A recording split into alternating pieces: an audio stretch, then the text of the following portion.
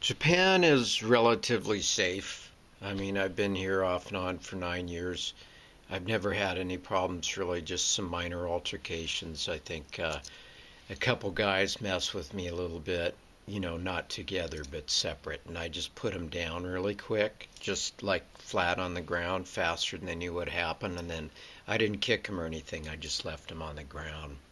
And sometimes people bump into you, uh, and they don't apologize and all that stuff. That's just the way it is in a big crowded city and everything. And then I've only had things stolen,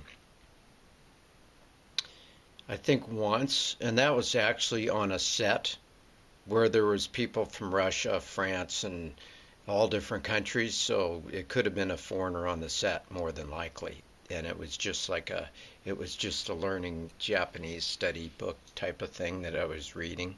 So that's it. A couple times I've accidentally left my bag on the train and actually gotten it back.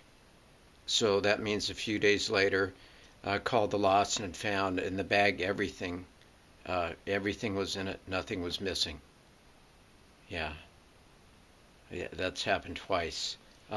One time I left a hat on there and that was gone. I never got that back, but that's not bad. So, anyways, this is totally unnecessary, but I use it since it's here anyways. I utilize this system. So, uh, this basically says that everything is cool. It's all green. If I open up a window or something else, one of these will go off. It'll turn red. Like here, for example.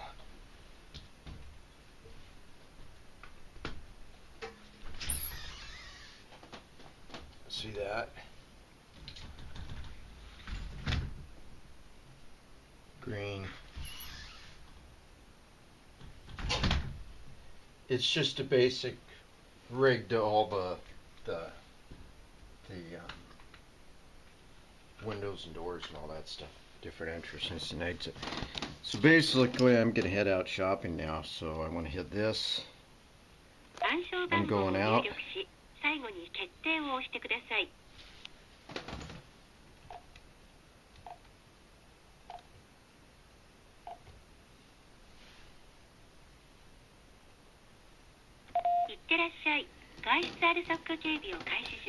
I entered the code. Now I got 3 minutes to do what I gotta do, or they're gonna give me a call on my cell phone and they're gonna wonder what's up.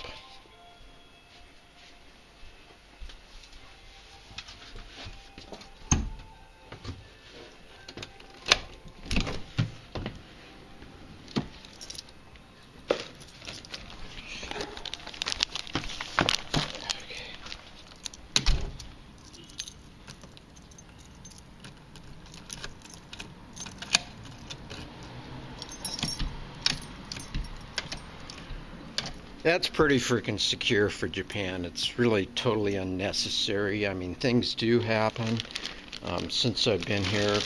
Like children compared to the States are way, way, way safer. I mean, if I was going to raise a child and I could reverse time and pick the country, I would pick Japan for sure because they have an excellent educational system.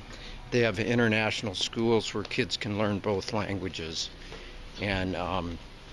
And it's super duper safe, other than they've had, this is a garbage thing, other than they've had problems with bullying, which, yeah,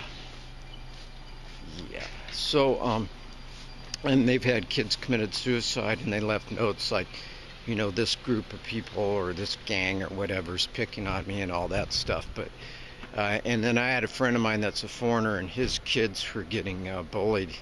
He's from Australia, and he had two kids in grade school, and they were bullying them. And then he just brought it up with the school and the principal and everything, and the people involved, and stopped that in a heartbeat.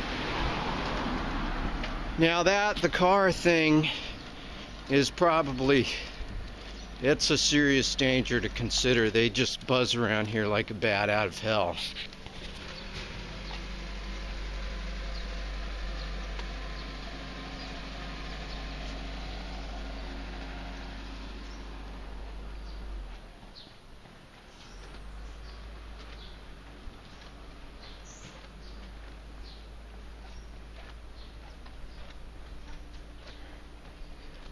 So today's goal, since I'm not working today, Friday, I know that Saturday and Sunday, or late Friday, everybody, 80% of the people are going to be off of work, and they're going to frickin' go shopping and all that. So my agenda is since I have this Friday off from everything, I want to get that done, because I've had enough of crowds in big cities. In my life, I've had my share of it. I'm full. So back on the security issue, there is racism. It's a different type than the States. It's I mean, every country has racism, but it's a different type. They say racist slurs like gaijin and foreigner and all that stuff, verbal, but it's never gotten physical except for twice, like I said. So, you know, and that's in 10 years. That's pretty good. In the States, when I was in junior high school, because of my skin color, I was getting in fights maybe 2-3 times a week. It was pretty frickin' bad, and it's never fair. It was me against others, you know. And then finally, anyways, I got out of that and went to a private school because it was pretty nasty. So. I remember there's a park around here.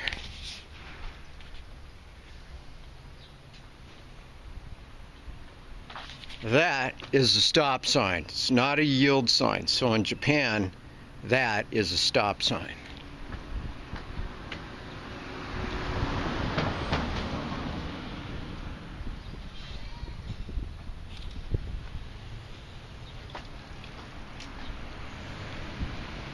See, look at how crazy they drive.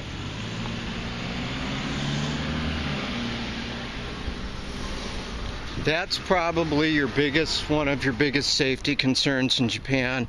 And I've seen a couple people, the distance in between the train tracks and the train car, sometimes the platform is got a bigger gap in it. I've seen a couple people fall and break their leg doing that. And then, of course, if you jump in front of a train and go splat, I mean, that would be a safety factor. And some people have actually fallen in the platform accidentally because some idiot isn't paying attention and they bump them with their cell phone. I mean, it's not intentional. A lot of people are just into the cyber world completely, and like the States that way.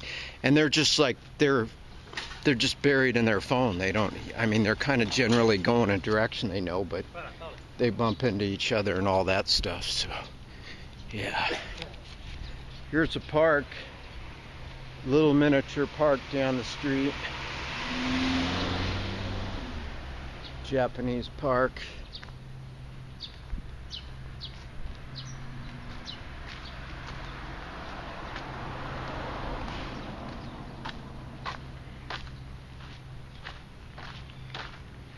Playground equipment. It looks pretty safe for kids. I mean, some of the playground equipment I had when I was a kid, it was like some evil engineer made it up so that if you fall, you have a serious injury, but it looks pretty safe.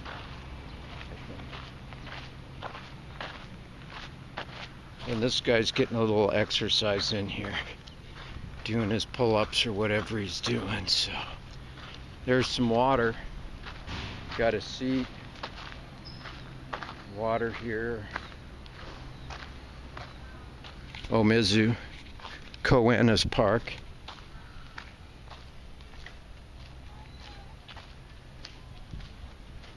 So I was talking about, let's see, so basically it's pretty safe, but since I've been here, there's just a really bad stabbing. Some guy decided to do euthanasia recently and stabbed a bunch of people in the hospital just like days ago before this video. And weird stuff like this one brother his sister was getting on his case about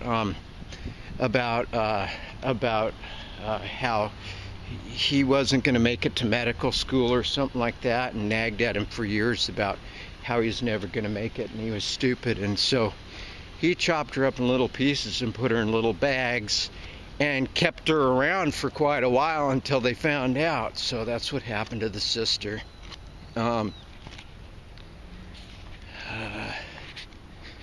Yeah. But, you know, odd stuff happens here and there, but I haven't been all over the world. I haven't been to every country. But this is probably the safest one. Actually, this is 100% the safest one I've ever been to medically, physically.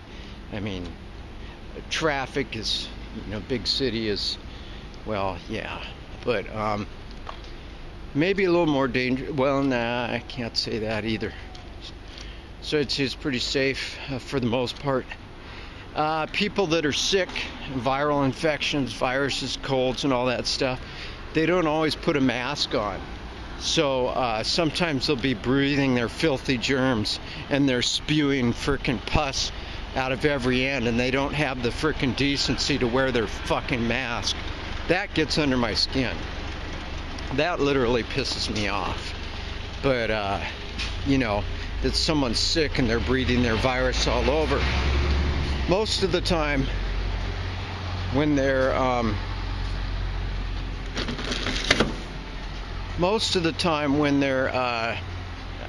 have a mask on, it usually means that they have an allergy. That's 98% of the time that's the case, because they're allergic to these pine trees over here and some other stuff. So yeah, that's most of the case. And then sometimes they're sick. You can tell after a while by their sneeze. She was conservative. Let's see here.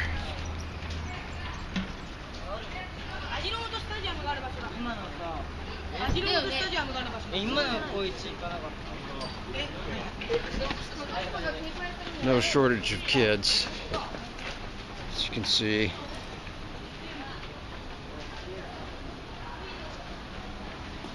It's kind of a map of where I'm at.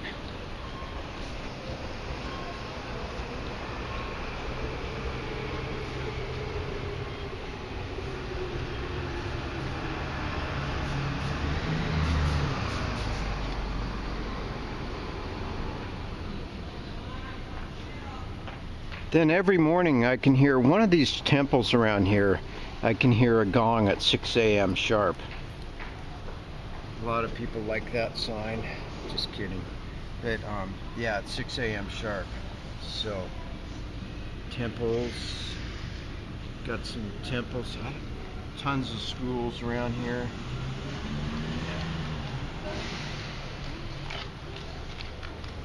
That's kind of it. Okay, I'm gonna have to shut her down.